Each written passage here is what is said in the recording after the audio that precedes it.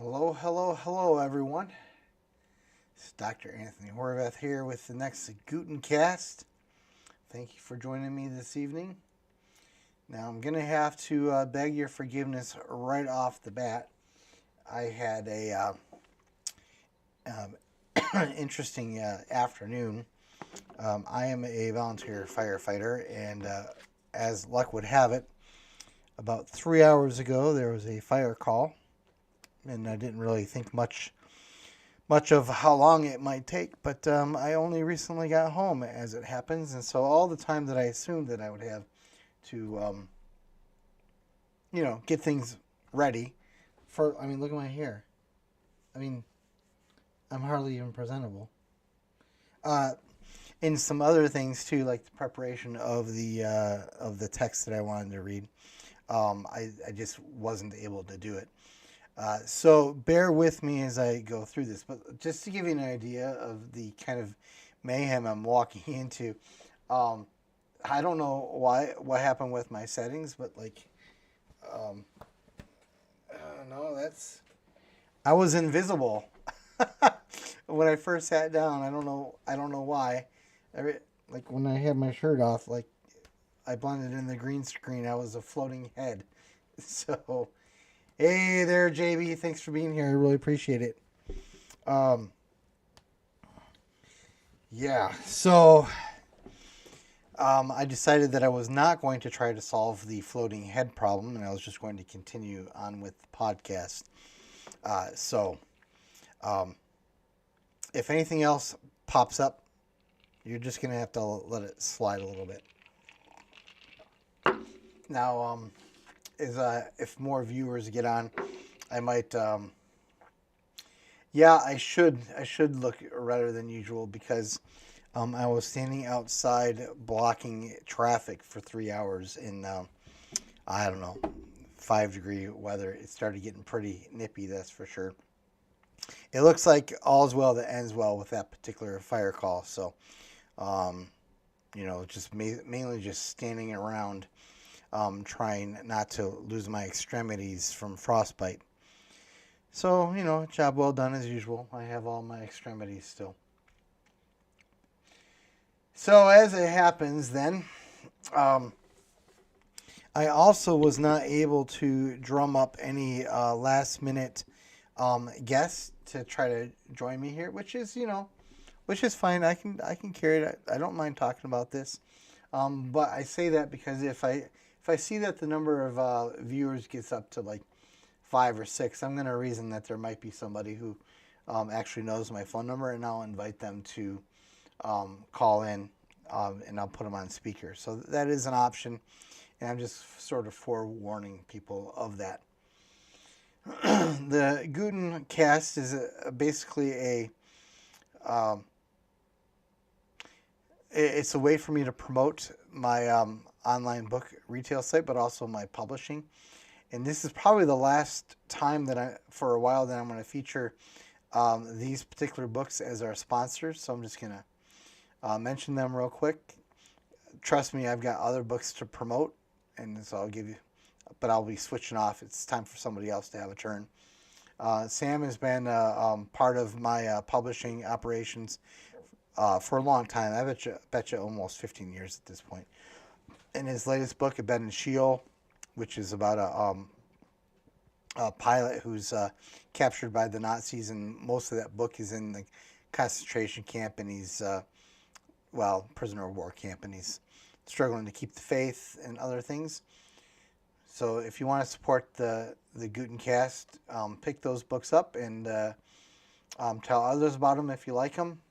My general rule has always been, if you don't like one of our books, then forget we ever had this conversation. Just forget about it. Move on to one of the other ones, and hope you'll like that one instead. This one is one of my favorites that I've published. I mean, I guess like a parent, you don't really actually ever have actual favorites, but I really enjoy this one. Anthony Ty Rodriguez is a very learned man. He was a professor, and he of languages. He's a linguist, and he's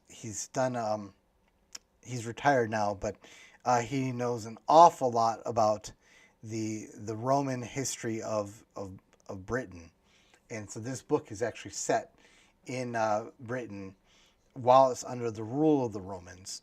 And he does a really good job of staying true to the historical details, including what was happening to the Roman Empire because of the influence of Christianity, which I don't know if people have really thought about or people think about a whole lot anymore.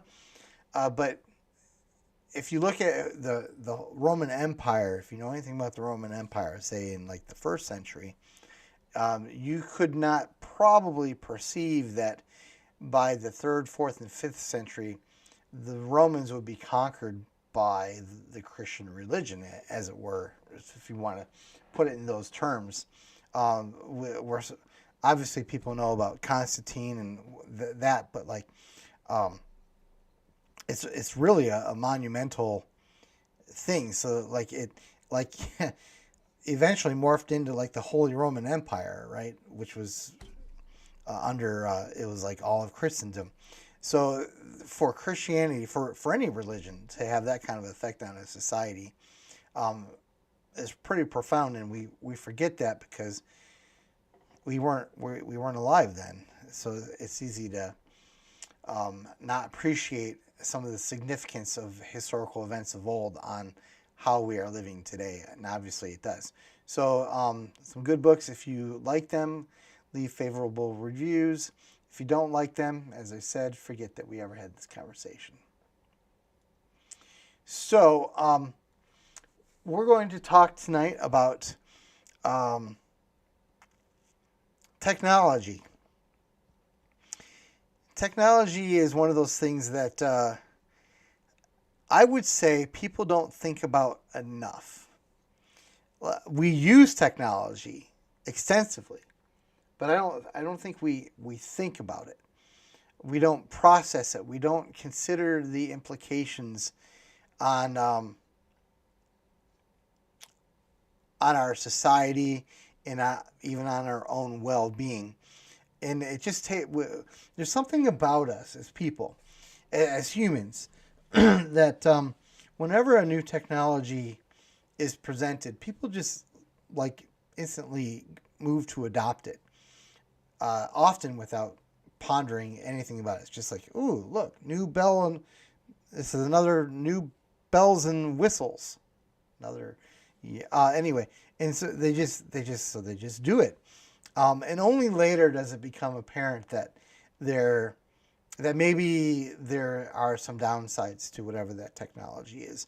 So just as by way of example, we've discovered over time that the blue light tends to keep people awake, and probably it's a complete coincidence that Facebook has blue as like their entire theme, right? To just kind of keep you up and going. And I'm pretty sure they did it on purpose. I don't know that for a fact, but oops, we'll just turn off that radio. Yeah, see, I have a lot of things I usually do to prepare for these.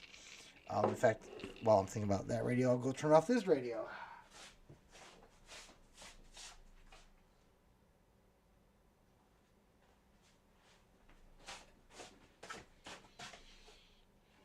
There we go. See, that's another one of those things that I do to get prepped for this that I wasn't able to do. Hopefully there's not too many more of those. So like the blue light thing, that's not a technology per se, but it's part of what happened with just computers in general is people were staring at screens. There was a lot of blue in them. And over time, people realized that it was having an effect. And they studied it, and they're like, holy cats, maybe we should do something to get rid of all the blue, and then now we have like filters and stuff. Okay, so now we have the Wolf Smasher. Tech Bros move to adopt it. Other people write think pieces on. So there is a delay. So I was distracted like a squirrel. Wolf Smasher. So I'm not actually sure what your comment relates to. In fact, did I change the latency on this yet? So I discovered a setting that stream settings. Yeah. So I changed the latency so that there's a little bit less delay between what I say and what happens in the chat. And I actually have one level to go with that. So if it's still too far delayed to be functional, I can try that other level and maybe get near real time is what they say. We'll see. At any rate, so we have lots of things in technology that we just do, shiny things like squirrels. We just kind of rush to them, and I think that is not unique to our time. I think that's something that humans have always struggled with. Got it, Wolf Smasher. Thank you. But because of how fast and furious technological developments are coming and are unfolding, I think that it is probably a bit more appropriate now to think critically about what technologies we're going to adopt in our own lives, and then have that percolate up into some sort of consensus in society than ever before. Because the technologies that are coming, there's been some pretty transformative technologies. So, maybe I risk overstating it, but there's so many doohickeys and widgets that keep coming out, and we're almost immersed in it. Like, you can almost see how they're even like talking about integrating devices into your human skin and stuff like that. The name for that suddenly, for some reason, escapes me. My two chatters will remind me here very soon. That's a pretty big step.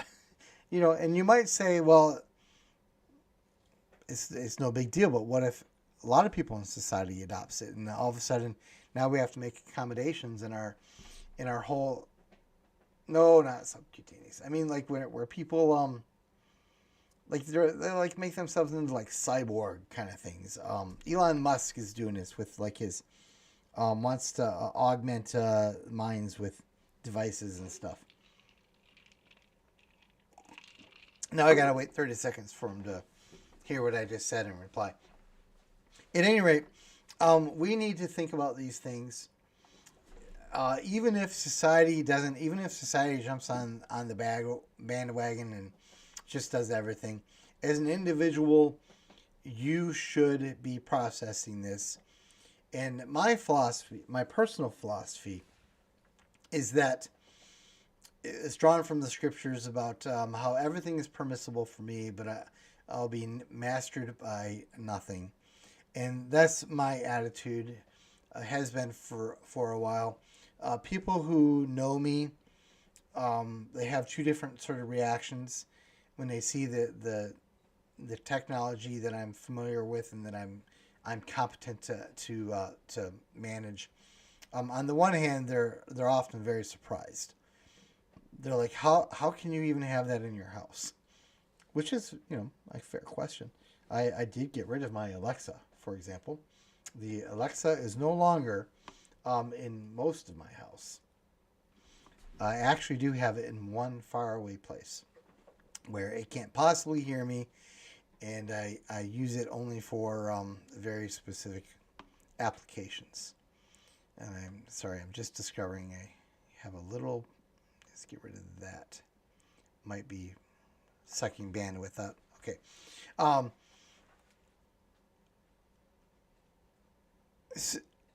But other people figure I must just be like, wow, I must love all technology because I have so much of it, right? It's everywhere. Like if you could be sitting where I am right now and look around my office, I have 1, 2, 3, 4, 5, 6 screens. So you can see how that could leave the impression that, I'm really, really, really down with technology and every place. But every screen has a purpose, and it only gets used only when I need it, only when I want it. 7 screens. Got to count the phone, right? Now I got to make sure I don't. I have, true confession, I have 1, 2, 3, 4 cell phones. Like that work, that like have service. So again, you can like people are wondering like, okay, under what scenario could anyone possibly have that? But I do have a scenario, and most of those phones are not within earshot right now. But I digress. I think the principle I think that we all need is that we are not going to uncritically adopt technologies at an individual level. Whatever it is, excuse me, we need to be thinking about it. We need to process it. We need to have some sort of a filter for thinking through what it is what trade-offs we are willing to give up to adopt that technology in our life, if any. So the other part of this question is, what is a technology? So if some of you have seen my post on X or on Facebook, in fact, I think I can take a minute here, and I don't think it'll take me too long to pull this up. There was a list of technologies that I had on the list to possibly talk about tonight. We're getting there. And I'll just pull up the list so everyone can see it.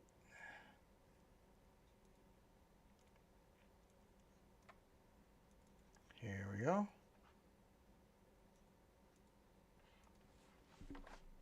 And then I need to go over here. Window capture.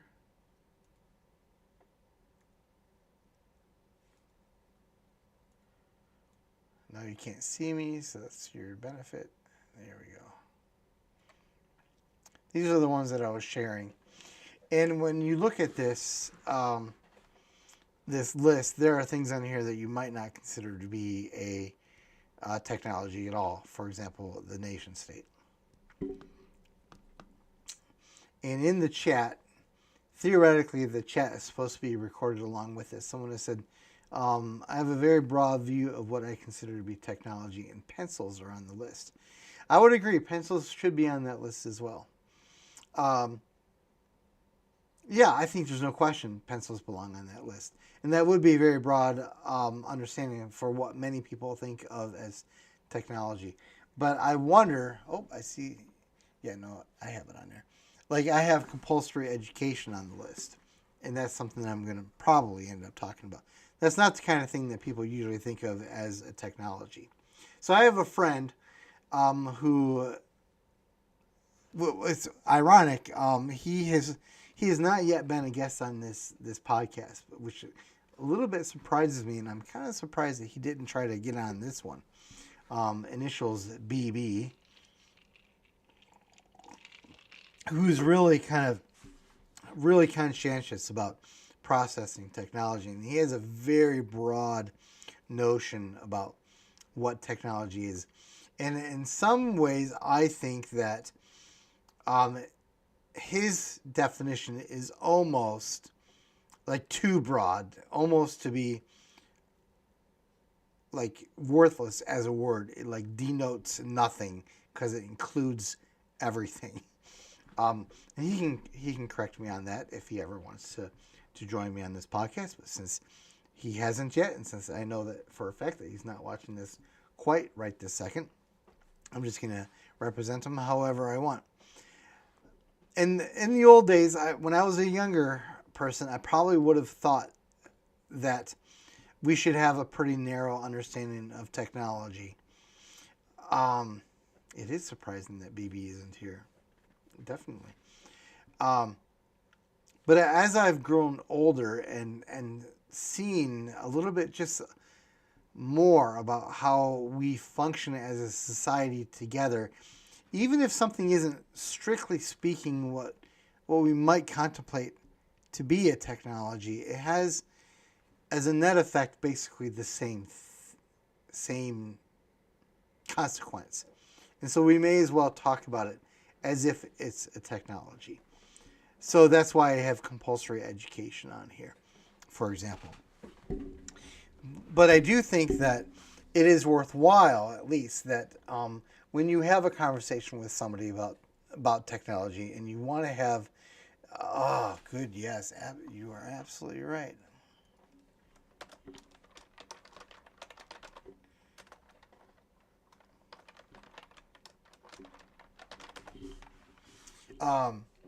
You kind of do have to nail down what you mean a little bit by technologies.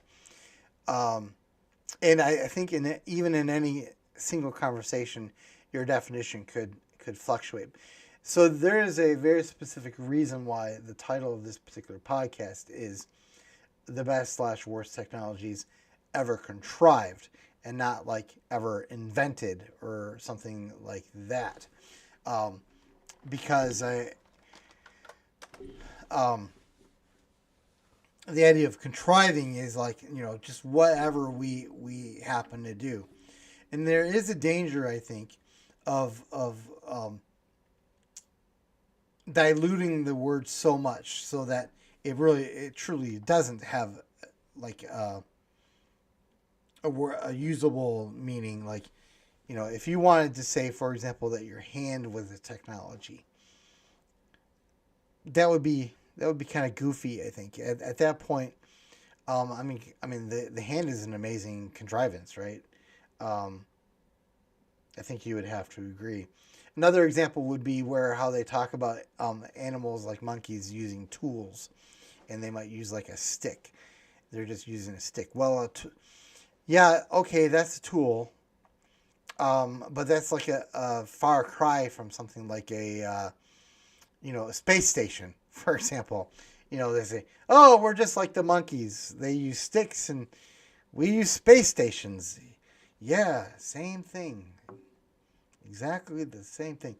So there's definitely a threshold of difference between these things, and we have to at least be aware when we're moving between these. But just for the sake of conversation today, when I say technology, again, just for the sake of conversation, I mean any contrivance that people have generated as a means to accomplish some other end. And if I'd had the previous 3 hours to really work that out, I would have written it down and put it into and really, like, that was on my list of things to do. Like, what is going to be my definition of technology? But that's basically the idea. It's something that we've used our mind to create some sort of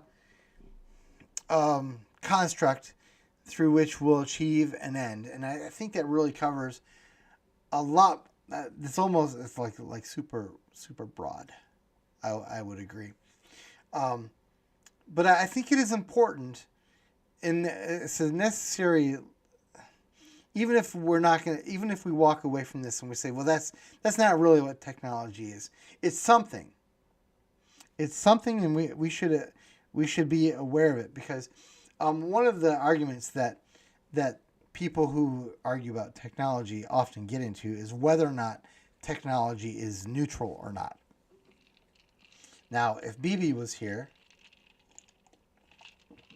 and he's not, he might have a heart attack right now if I were to assert that technology is neutral. He might have a literal heart attack. I've seen it. I've seen it happen in real time. I love this, by the way, talking about someone who's not here to defend himself or in any kind of way. But it serves him right. He had the opportunity. He could have opted in. He could be here, right? Nothing. He has my phone number.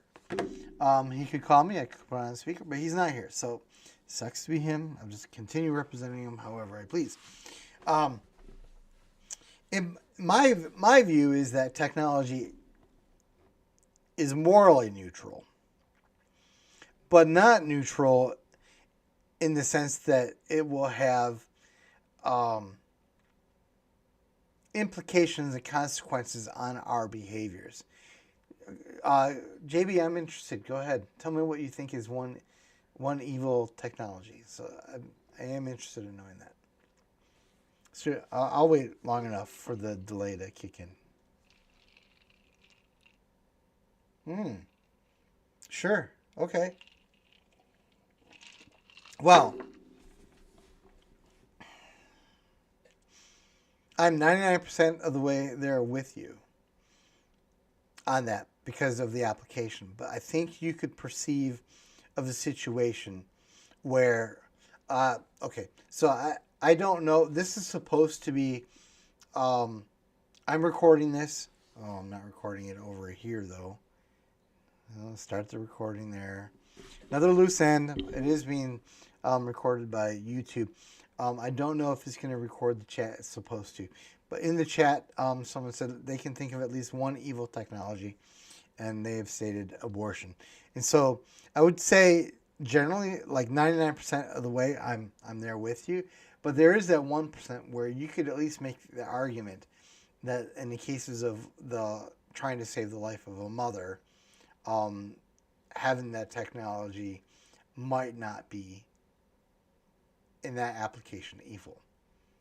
I'll let you respond to that before I go on. If I'll let you type, unless you want me to continue on, you can tell me to just continue on too if you want. But I would obviously admit that that's a pretty narrow, very narrow scenario.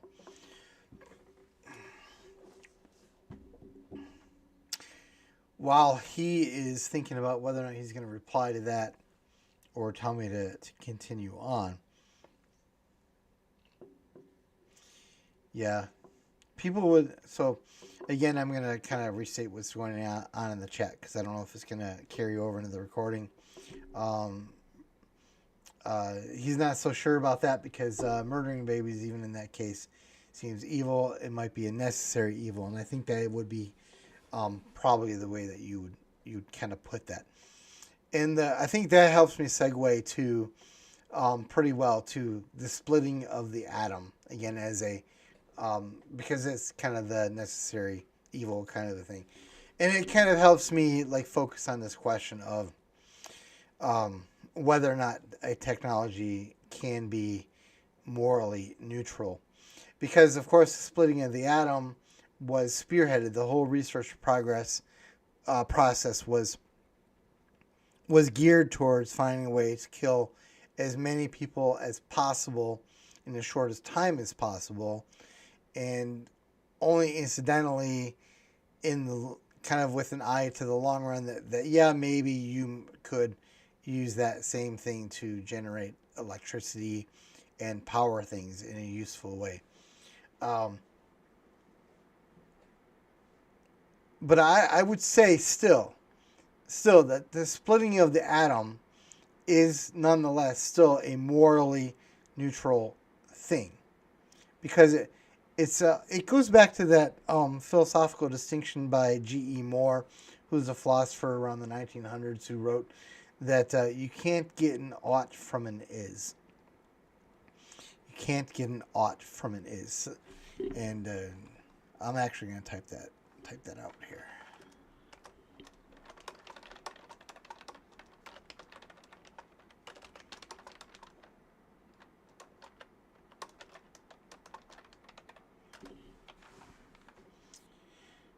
Just occurs to me I haven't yet had a chance to plug the book that is the anchor for this conversation yet. But you can't get an ought from an is, and I think this is the challenge with objects when we're talking about objects in our life. Like a rock. A rock is a very good example. If you have a rock, you could use it to bash in someone's skull. You could see the argument sometimes for doing that. Or you could just use it to hold down a piece of paper. It's really hard to look at a rock and say, that's intrinsically evil. or it's intrinsically good. Just because you can perceive of good and bad applications of it, just for pretty easily, and that's kind of what G.E. Moore was saying when he was talking when he coined this phrase in Principia Ethica, I think. Forget the exact year, 1906 maybe. If you're wondering what my doctorate is in, it's in philosophy. So you're probably thinking, well, why doesn't he remember the year? What a dumbass. Anyway, in the early 1900s or late 1800s, anyway. And I think it's actually a pretty good assessment. In fact, we could even maybe, if we were going to try to construct a robust, usable definition of technology, we might incorporate this statement into it. Like, just because something is the way it is, it doesn't mean that it tells us how it should be used. It also doesn't mean that it's not going to have the potential to impact our society in some meaningful, significant way. So, for example, if you have a large enough rock, you could drop it into a river, and if it was large enough, it could divert the direction of that river and, say, flood a town, right? And so the question is whether or not it's it's the intent of dropping that very large rock in that case. And a lot of whether or not something is morally neutral has much to do with the intent, right? But with in the case of like this rock example, if you like a rock isn't even it's not even anything that we contrive in any way, right? It's just a thing. And that's like the distinction, the difference with the technology. It's like, it's something that it's not just a thing, even if it has sort of like this morally neutral, possibly, big giant caveat aspect to it. The rock is just a thing. It's in nature. It's just all around us. We haven't manipulated it in any way to transform it in any kind of way to deploy it, but obviously we could think of it, even a dam made of concrete is just a giant rock, right? So there are ways to get around like almost everything that we might want to say in these regards. And so I think one of the problems that we have historically as people is that we contrive these things and we just let them loose on our society without looking on down the line. And so like the splitting of the atom is a really easy, simple example of this. Because, well, you can use it to kill a lot of people, or you can use it to provide power for millions of people. And in the process of providing them power, you allow them to have electric heat. You get to keep if they're like in a hospital, the life-saving machines are allowed to be powered by those things. And it becomes a little bit easier, I think, in that scenario to see that, at least from a moral point of view, and I hate even saying things like this, because it's like as soon as it comes out of your mouth, you're like, oh, but what about, and I'm afraid that that's just kind of the way it is. So I'm going to stop mentioning that, even if I'm thinking about it. Even in my own mind, as I'm speaking, I'm like, oh, but what about this? But we're never going to get anywhere if I continue to, like, be distracted in that way. So I'm just going to push forward and let the chips fall where they may.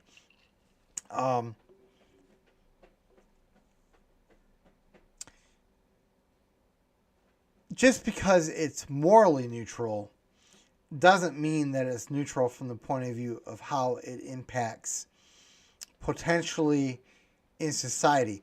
And ironically, it isn't even just the existence of it that impacts society. It could also be the non-existence of it that impacts society. And what I mean by that is, like, if you know that you have the option to create nuclear power, and you choose instead to use coal or water or solar or whatever else, that that option that has shaped the landscape of your decision. It has not actually been neutral in terms of the impact on your thinking. It's actually kind of like that big boulder that I said was dropped in the river, which that possibly diverted the water into a town and drowned people. Like, the rock is neutral, but it's not without impact. You drop it in the river, it's diverted, and like just the mere existence of a technology, even if you choose not to adopt it, if you are aware of it and choose not to, it's like that rock that's dropped in there, and instead of pushing you to the left, you go to the right because you have been impacted by it. And so it is kind of interesting with with all the talk about climate change and whatnot, and all the hatred for anything that is any kind of power generation that's based on fossil fuels, that there's also at the same time the very same people who are opposed to using fossil fuels to power our world are also opposed to nuclear power, which is kind of weird. I think, it's kind of strange, but not to get too far afield here. My point is, it's not neutral, right? Even if they choose not, that technology is not neutral in this because it plays a role in the conversation. Even if the role is to play the quiet, sulking person in the corner of the room who just looks at everyone menacingly but says nothing and does nothing, right? So even in that sense, these technologies can really they can still have an impact. They're not neutral in the consequences just by mere virtue of the fact that they exist as even as an option to reject. So I suppose maybe this would be the time and place to comment on whether or not I think we should be embracing nuclear power. But there's a lot of things on this list that I want to talk about. So maybe I'll come back around and come back to it.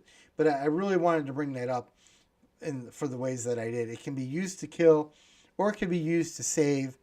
But it also stands in as something that people have to take into account when they're making decisions on how they're going to use energy and such. So in my description for this podcast episode, I put compulsory education, and it's only fitting that we at least include that. So how did I actually put it? It was a little clever, I thought. Let's see here, how can I get to it? I don't want to break my stream. Let's see here, what did I say?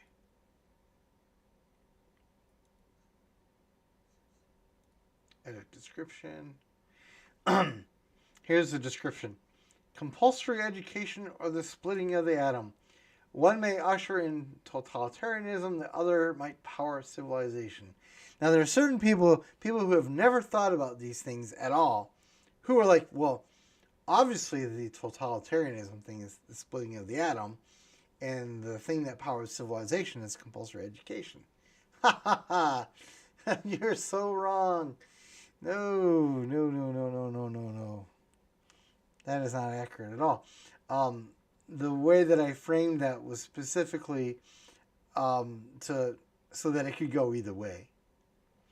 And I'm going to put compulsory education in this category of technology, even though it's pushing the limits. I think in ways it's a contrivance. It's something that we've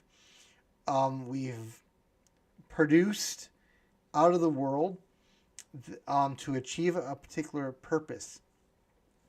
And in the case of compulsory education, it's the purpose where I see the problem. Because it's not a good enough transition. I've left too much ground on I don't know if I can really do it justice just to jump from the atom to compulsory education. So instead, let me go back to the. No. Let me just. I'm just going to soldier on with compulsory education, even if I'm not going to maybe do the same kind of justice.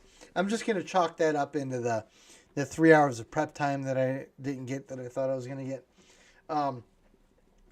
So the compulsory education began to become like a real thing. Obviously, there was cases prior to 1900, but in the progressive era, it became increasingly a thing. And then with John Dewey and the height of the progressive era, then it really became a thing. But the problem with compulsory education was when it was conceived was it wasn't just the idea of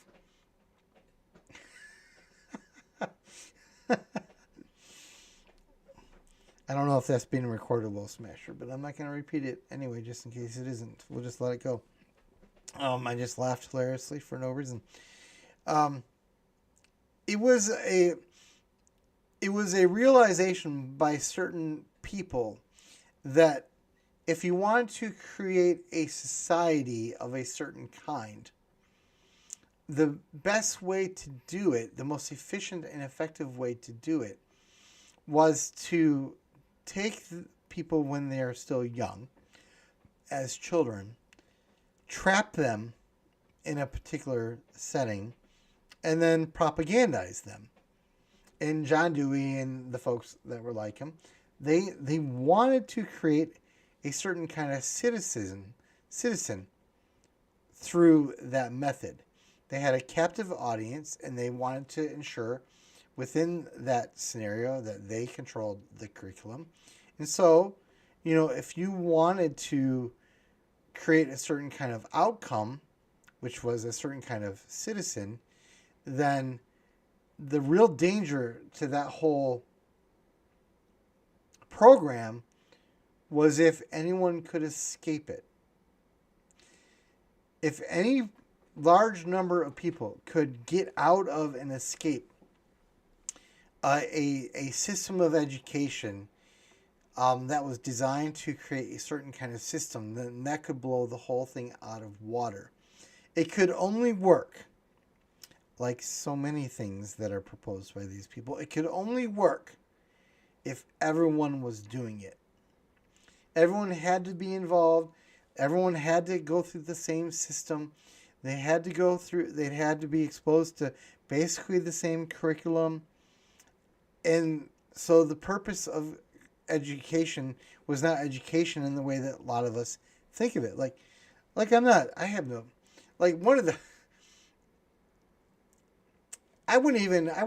fact, I think I resent even the use of the word education in this context. It's not compulsory education, it's compulsory indoctrination, what they had in mind for it, right? Because I'm a huge believer in education. I think people should be learning their entire lives in depth. They should never stop learning. It's ultimately, I don't know if you want to call learning a technology. That seems even strained by BB's definition, but I could be wrong. The learning things is essential, and I think to be a healthy human. And I know there's some presumptions in there. I understand that. But what they wanted to do was they basically wanted to get people who would emerge from that system and then enter into the larger system of the nation state, and basically just like a cog in the wheel, just fit in, just find your place. And it might seem a little bit difficult to perceive that, and that's actually kind of why this is where the book comes in that I wanted to do for today. And I'm not gonna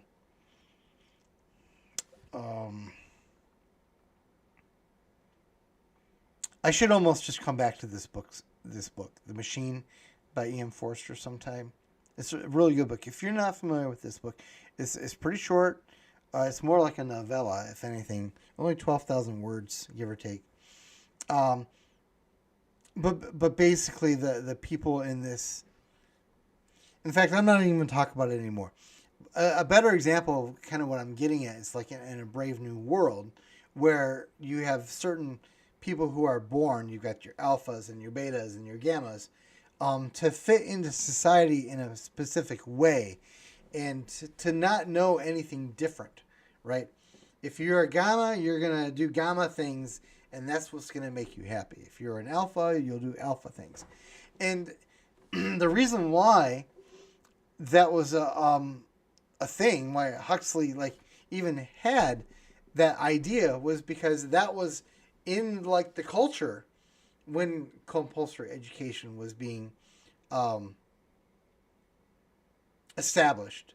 And then I would say, I mean, the time frame, I don't know, I don't think it matters if I give an exact time idea, but say between 1910 and 1935, 1940, the Nazis really put threw cold water on a lot of this stuff. I don't know why. But in that 20 to 25 year period, and that's when Brave New World was written. So he didn't get that out of nowhere. He got that because that's the way people were talking. They were talking about how we're going to have an education establishment that basically creates people who are going to fit like the just the right size piece into the nation state civilization. So now I don't know if that's a technology or something, but that is a lot bigger. That's a lot more than anyone ever really thinks about education today, and we've continued it, right? No one really contemplates the significance of that and how we are continuing to do our education today, because in a lot of respects it's still the same thing. It's all designed basically.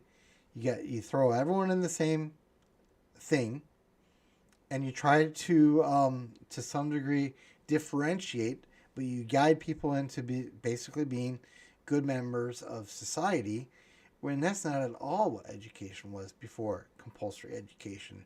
Before that, I mean, that's why we have something called liberal arts education. Sorry, I keep hitting that. You know, the whole idea of liberal arts education, which still persists, at least on paper in some places, is that you give sort of this broad overview of what it means to be a human, and then they take that broad view, and then maybe after that they specialize. Maybe after that they go and do something. But you don't give the liberal arts education in order to create a certain kind of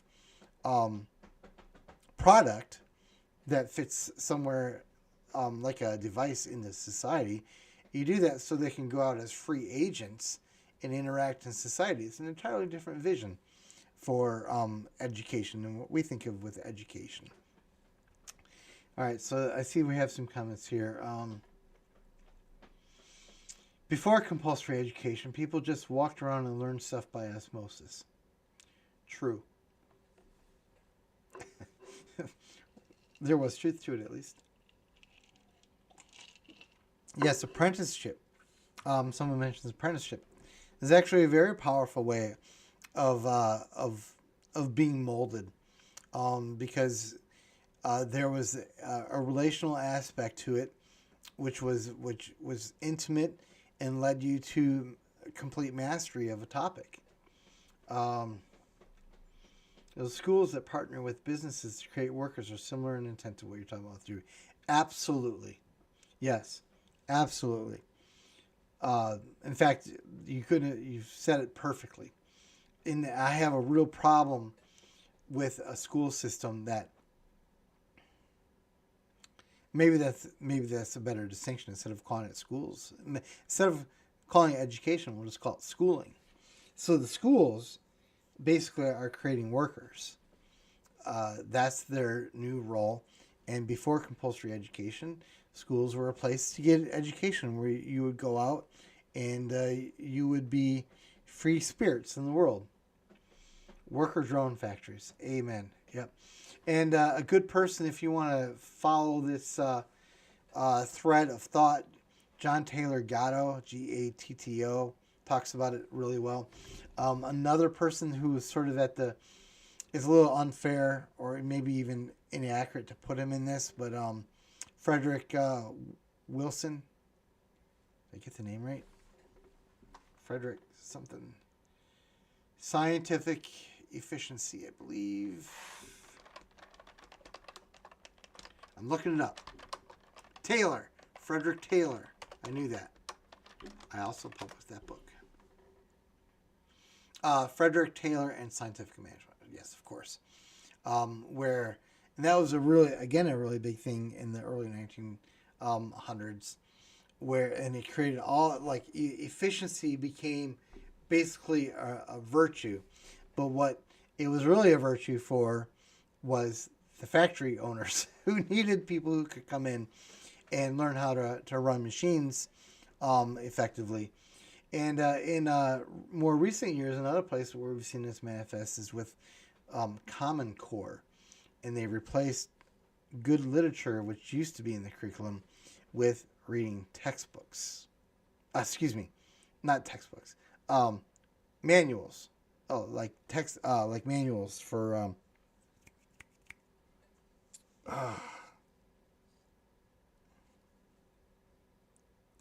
What is the? Yeah, it's right on the tip of my tongue.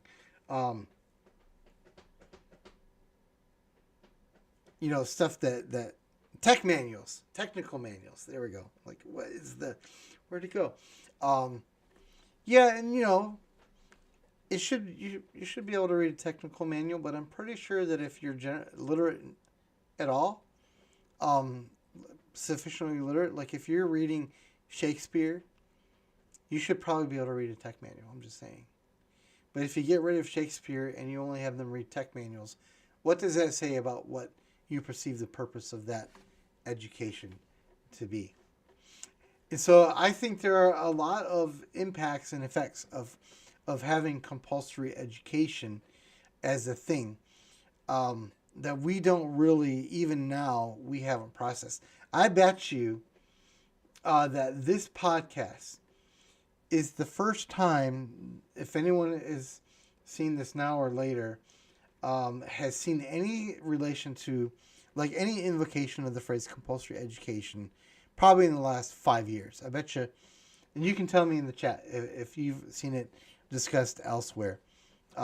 If you have, it means you're a special class of person, and I'm glad you're part of my audience. But it's just not something that we talk about, right? And we absolutely should. Tech manuals require a different mindset to understand, I think, than literature. Yeah, but they're still composed of words, right?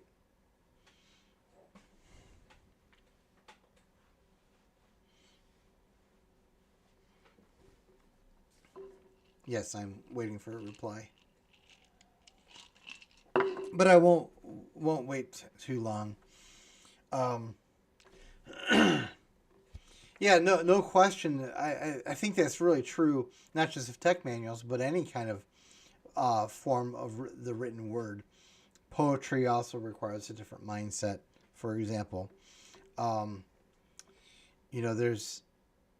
you have to have the foundation, and the liberal arts model wanted to establish that foundation, and from that you should have been able to understand everything else.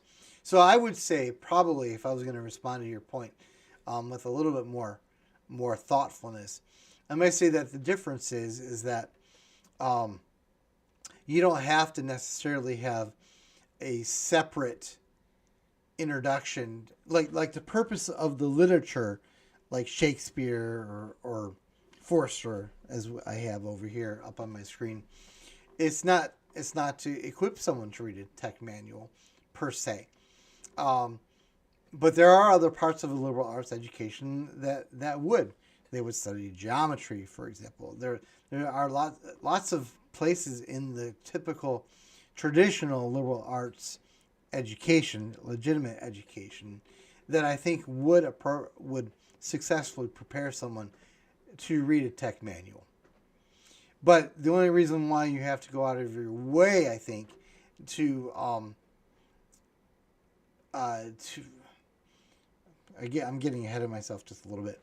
To have someone, like, if your focus is on having someone interpret tech manuals, like that's a core part of your curriculum, that is implying that the main thing that your primary expectation for those students coming out of that system is that they are going to be workers in those kinds of fields.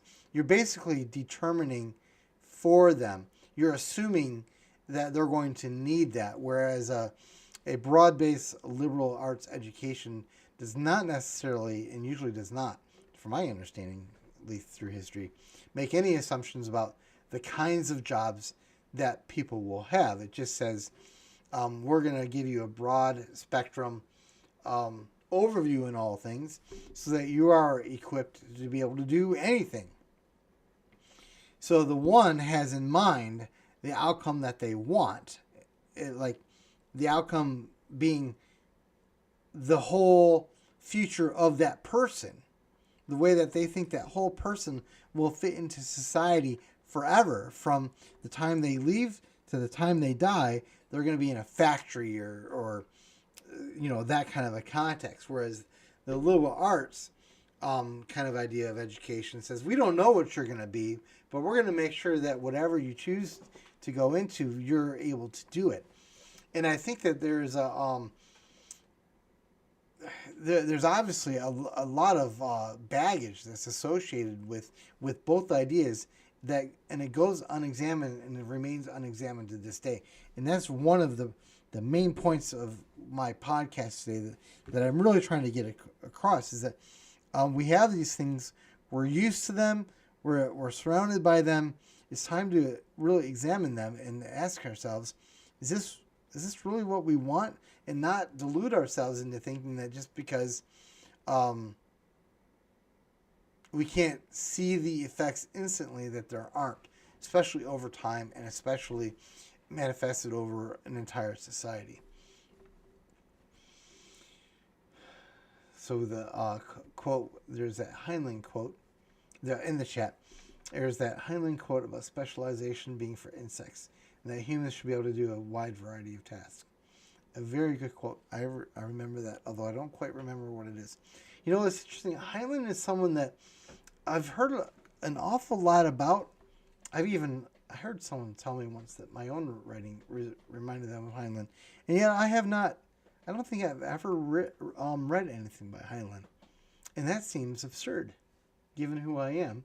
From what I can tell, like, he's someone I should have read everything that he's ever written. What do you guys think? You guys have probably read them.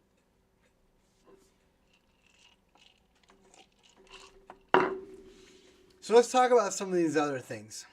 So the question is the best and the worst technologies, and I'm actually going to put compulsory education as like one of the worst for a variety of reasons, because it's basically become like even Dewey, I think, did not anticipate what it would become. Today, the school system has become so central to a community. It's like the lifeblood of a community, and I don't think.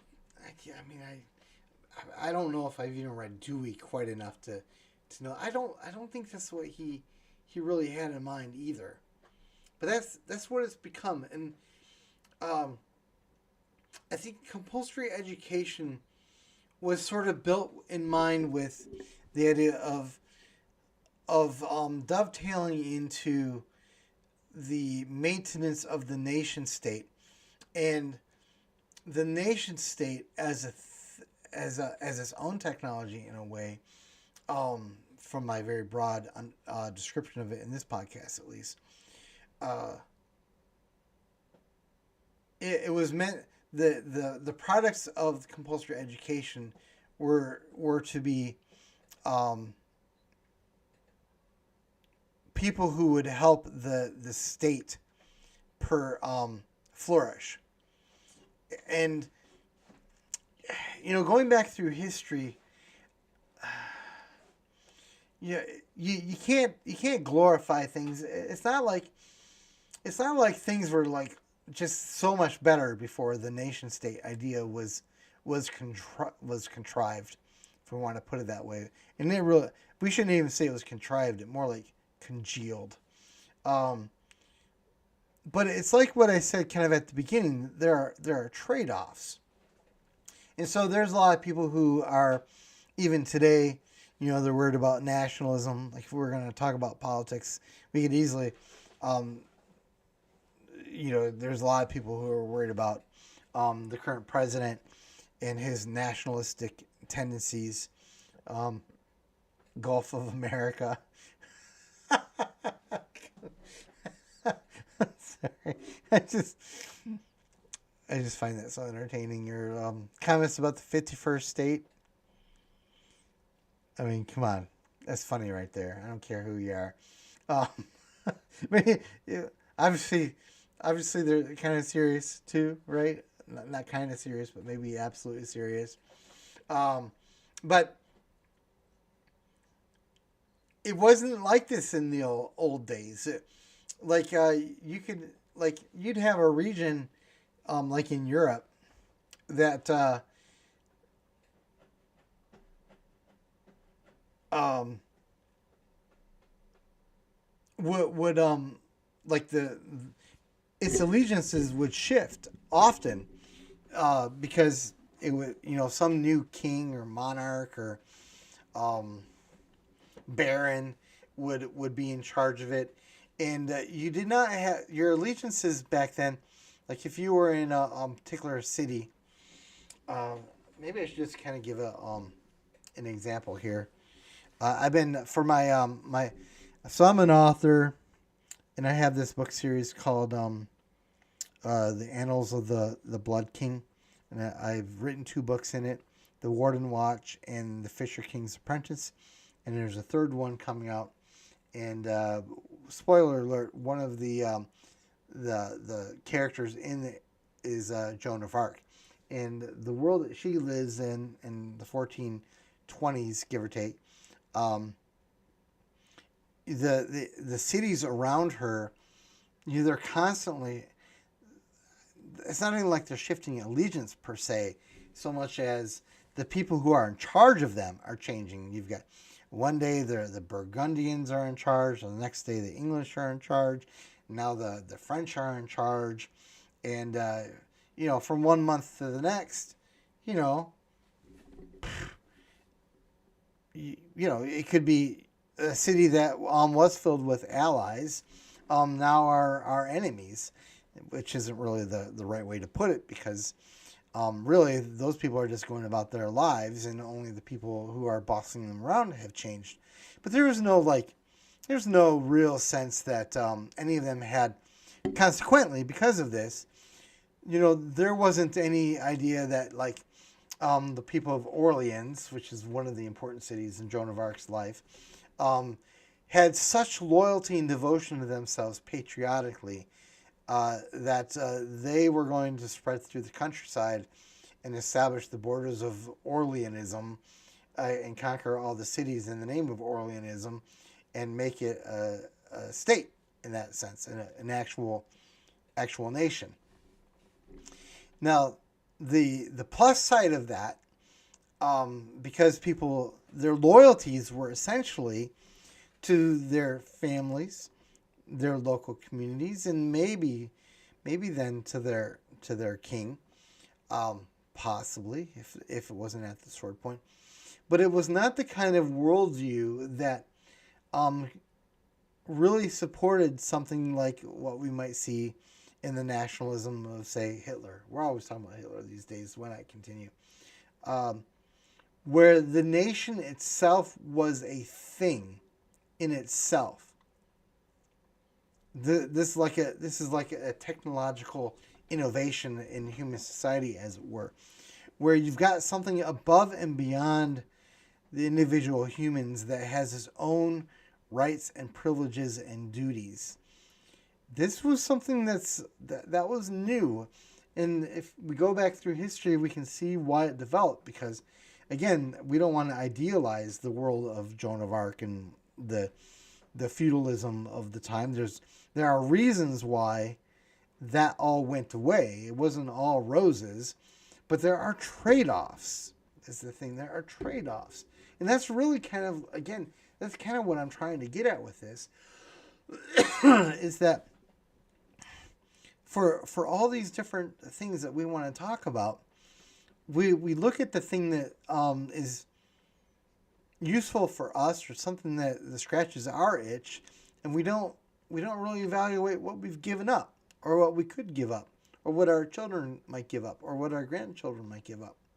And that requires a level of forethought that is just really hard to. It's just not the kind of thing that we're built to do. But I would say we need to do it. And if you're not doing it before, you need to do it now. You need to get started. Because there's so many things going on. So I'm going to leave aside the nation state and compulsory education for now.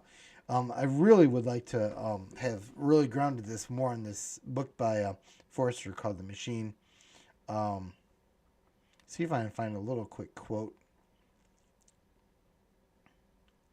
Well, what's interesting is there's a lot of similarities between this machine of this book, and I think he wrote this in 1906. I think it sounds like the internet, which just goes to show you again that the authors always see. They've warned us all. There was one little thing here.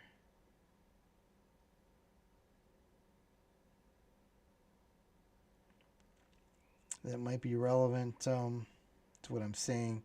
If I can find it real quick, though, that's the problem.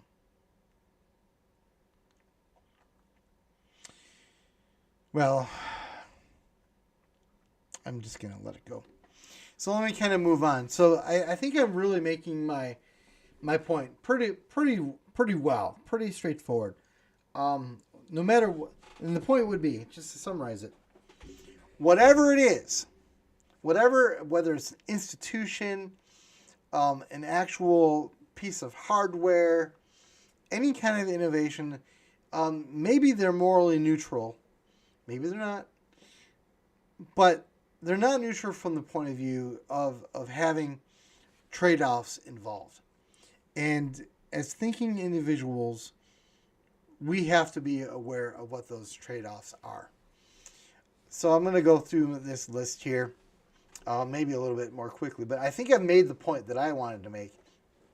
And if we ever come back around to this, hopefully I can have some guests that can also kind of share their thoughts about it, because there's a lot to say about it for sure. And I'm just going to kind of, I see there's only like 20 minutes left, so I can't really go into all of it. But like from what I've talked about, right, even the alphabet is a technology, right? Books are a technology, and it was kind of interesting is that who was it that warned? Was it Plato or was it Aristotle who warned people about making books, because he said that he was worried that as soon as you start making books, as soon as you start focusing on transmitting the written words, people's memories would go. Do my viewers remember that? See if I can find it. Let's see. Plato doesn't want books. See if it was him.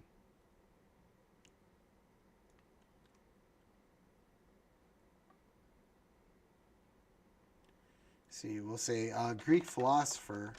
What I should do is I should pull up AI. They'll know exactly what I'm thinking.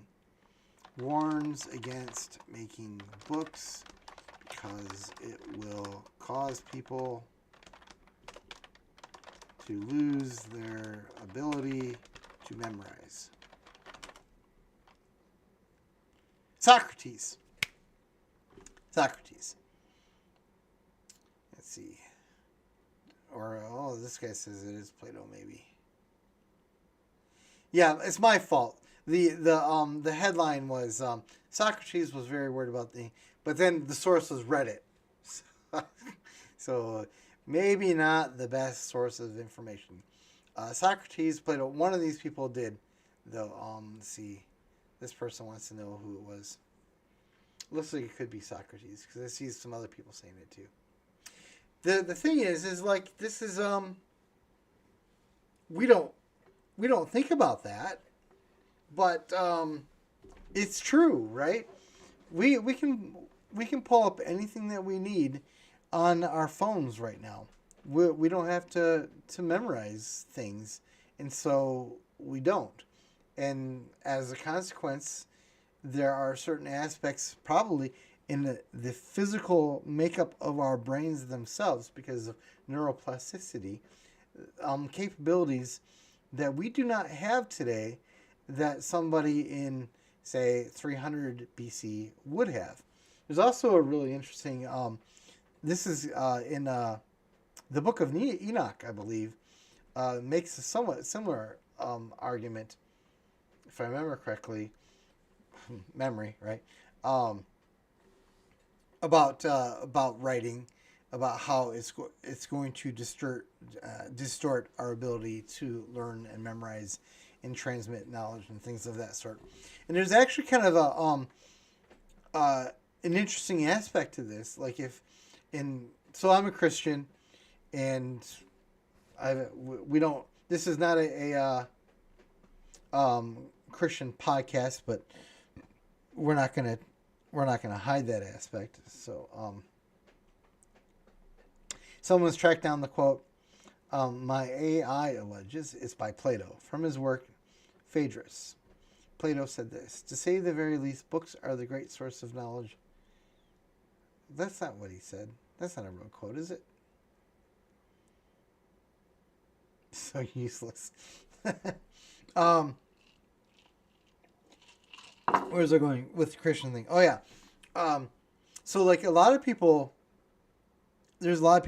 who have doubts and questions about the integrity of the ancient manuscripts that we have in regards to the Christian faith, and for ancient knowledge at all in many respects.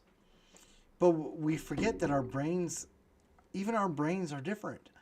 So like they'll be like, well, so like the book of Mark, for example, according to a very old document, is actually the basic transcription by Mark of the story of Peter telling the story of his time with Jesus. I'm not trying to be evangelistic with this. I'm trying to illustrate the point. But some people have said that Mark's account can't be trusted because he just heard it word of mouth directly from Peter. Well, the problem is that we're talking about a people in this particular case, the Jewish people who would go to their synagogues, and as part of their religious upbringing also would memorize huge portions of the scriptures, which for them would have just been the Old Testament at that time, and who trained is not the right word. It's just the way it was. This is what you did. You memorized things, and everything was passed down through an oral tradition. And it wasn't like the telephone game. Like the telephone game, if it was carried out by somebody in 300 BC, the first person who with the message and the last person, the chances are pretty good that message is going to be pretty good at the end. It's probably going to be pretty close, because the people all at that time, they're used to learning by hearing, because writing was not as easy and as accessible as it is today. Books were not as common, papyrus was like a very fragile thing. Yeah, there was writing, but it was a arduous thing, which is why, again, in the New Testament, you had people who actually had the profession of scribe. Like it was a thing because it was such a precious, specialized thing that you needed people who were specialized in doing it, who had access to the very, very expensive tools of paper or writing utensils or whatnot. And so when we look at something like the Gospel of Mark, which was the account of Peter, it's actually not a fair criticism at all to doubt it on the basis that, well, it's just oral tradition, because you're talking about people who were like immersed from the day they were born in a whole system that put great emphasis on faithfully recapitulating what they have heard on a word for word basis. And we do have some modern examples of this with how in certain Muslim countries they still have to memorize the entire Quran, although I think they do that from the written word. But there's still a lot of them who have a much larger capacity for remembering the oral history from an oral point of view than we do here in America. And my point in all this was not to really talk about the Bible or the Muslims, right, or Christianity or whatever, but to talk about how even like the written word, it involves there was trade-offs. The benefit was that we were able to commit to paper, to writing, knowledge and experiences that could then be transmitted to another person after they read them.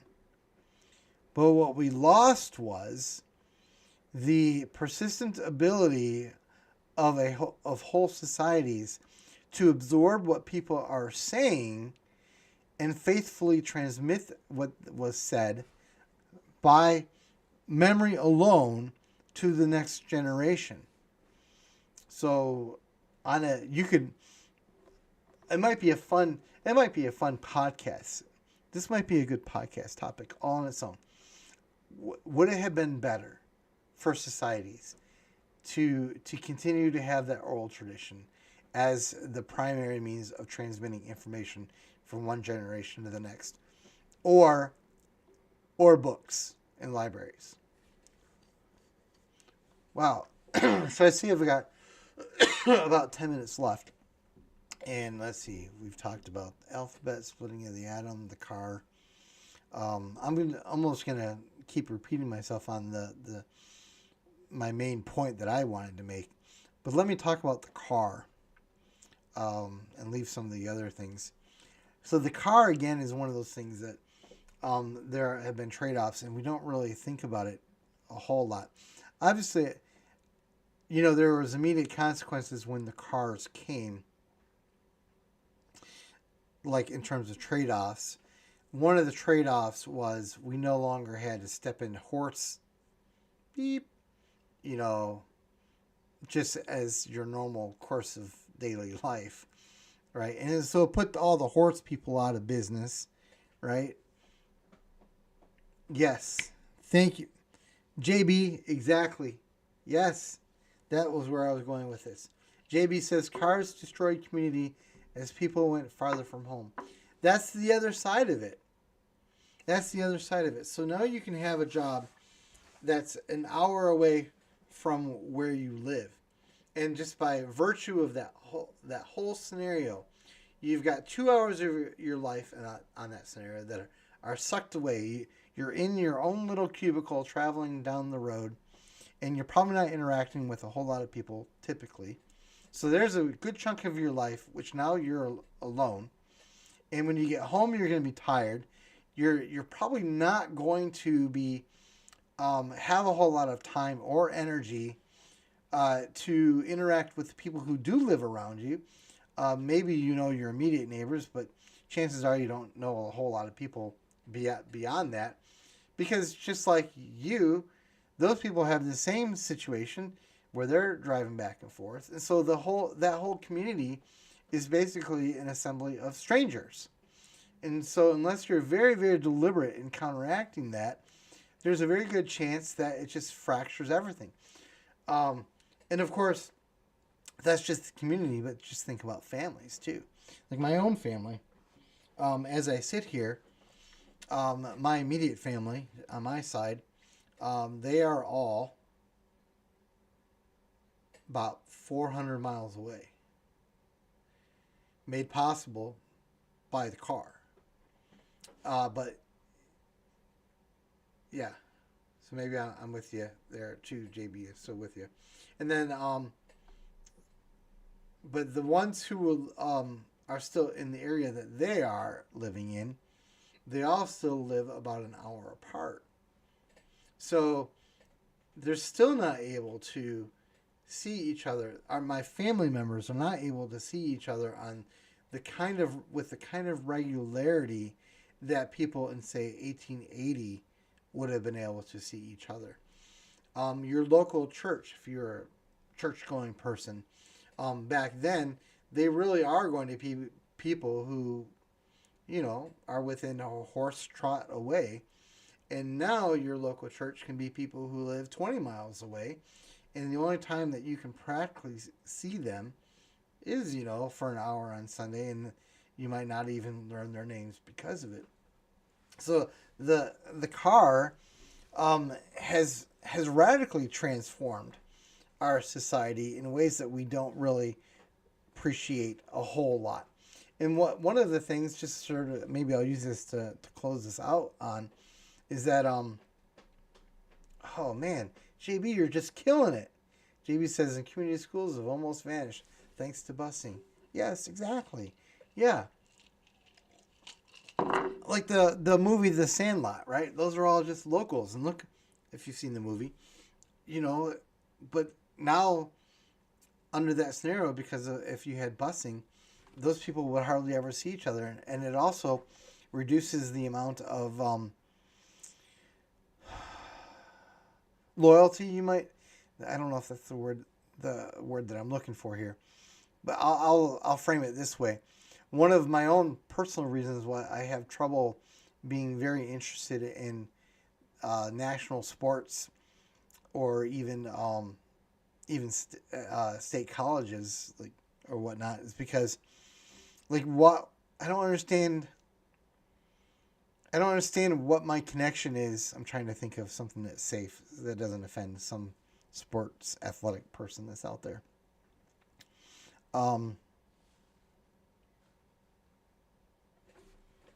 The San Diego Cheez-Its. There we go. Why should I support the San Diego Cheez-Its? They're not actually, none of the players on the team are actually from San Diego or even California. They're from all over the place. Like, what's my attraction? Like, why am I loyal to this? And the colleges and the universities, they're also no longer, they're recruiting from all the other places, all over the world, actually. Like, why am I rooting for this team? What makes them special? And I think this is actually why, at least to some degree, the high school sports are still a thing, because at least those people are still in your area, and why the passion for some of these things goes down. But I don't know why. Some people are so passionate about their team, and I just can't understand it. And these are all sort of offshoots of what's happened because of the car. And I'm actually worried about the future on this. I talked about this in my very, very first episode. I touched on it, the very first podcast. If you haven't watched it, you can go back and look at it. And I don't really have time to repeat it now. But I'm worried about mass transit, like high-speed transit. Because right now it still takes you, an hour to go 40 miles, we'll say. And, that can really wear on you. But what if you could get on a high-speed train that can go 500 miles per hour? You could live in San Diego and work in Denver. I don't know if that's actually 500 miles. I'm not from that area, but I'm trying not to place myself too much. What will that do to community, though, right? what's that going to do? Oh Lord, teleportation. Yeah. Um, and I think the danger is the problem with our society is that if we ever get high speed rail like that, no one's going to ask these questions. We're just going to do it. We're going to be like, oh wow, high speed rail, so many benefits, and we're not going to ask what it costs. And maybe we decide, like if we were to ask that question, maybe we would say, it's worth it. My problem is I don't even think we're going to even ask it. That's my problem right there. So start asking the questions. So I have just a couple minutes left here. I'm going to wrap it up. I thank my guests for being in the, not my guests, but my the people who are watching live. Really appreciate you being here today. You really added to it. You really did. I'm very thankful for that. I think we could have this again with some other guests and having almost an entirely different conversation for sure, which would still be worth watching, and we might do that. I hope that we will do that. In fact, but I'm going to wrap it up by saying, because I know that there will be people who watch this from the recording. So let me just say this: find us on X. The link is in the description of the YouTube.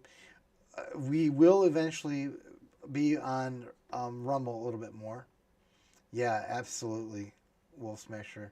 Each one of them is totally, yeah.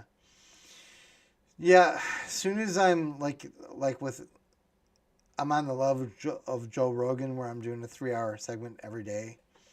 We're going to need that content. So I'm not going to throw away this list. I want to keep it in a file. I'm never going to let it go. Find us on X. Make sure you subscribe on the Guten Book Press YouTube channel. Subscribe also on Rumble, because we will eventually show up there. Buy our stuff, the books. Share and all. Make sure you share these things. And all that jazz. I guess you guys, anyone who's been watching any kind of podcast, you already know all this stuff. I feel like an idiot for even saying it, but for this podcast to succeed, it's gonna need everyone to help it. And I know what I was gonna say. As far as guests go, I would even be willing to take almost complete strangers as guests. My only criteria is that they're not crazy psycho lunatics. But I'll vet that. So if you're listening to this and you don't know me, but you kind of resonate with the theme of what we're doing, don't hesitate to reach out. And in a short conversation, I can find out if you're a psycho or not. I'm really good at detecting psychos. So even if you don't know me, we can still do this. If you do know me, but you know somebody who doesn't know me, who you think would be a good guest, by all means, send them my way. Because as I demonstrated in this episode today, I have lots to talk about, and I am willing to talk at length about just about anything. But I just think that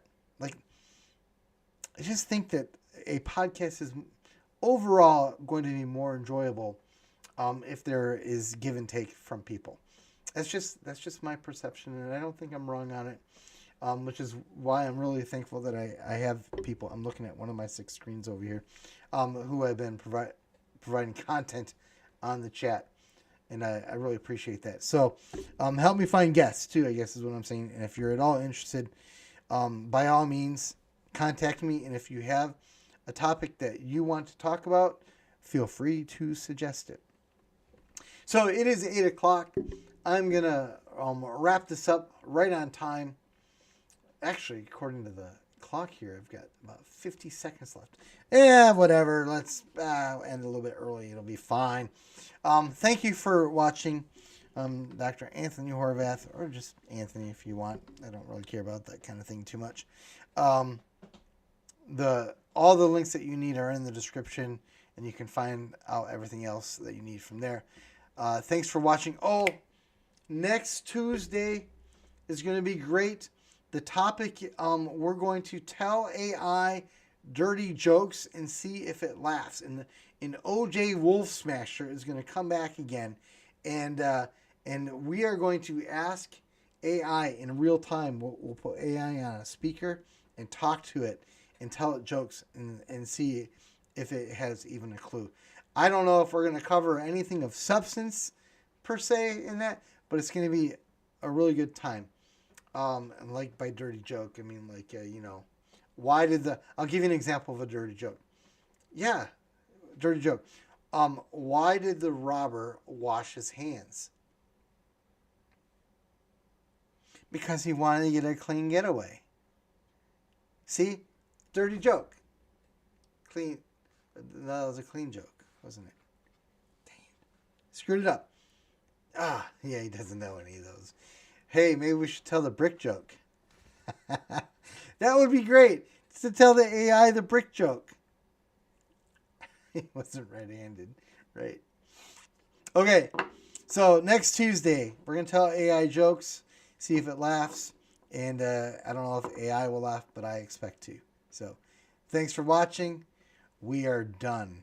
So what I discovered the last time that I did this, you're right, the AI would pretend to get it, a bunch of losers. Last time I did this is, even though I was done, I ended the stream and it like cut people off because of the delay. So how can I do this so that this, like, the lag is accounted for? Stop streaming maybe, and here, I'll try this.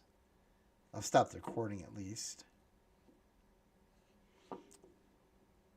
Stare at the camera for 10 seconds. Okay. All right. I'm going to do that. And I'm going to hit this button here. See what happens.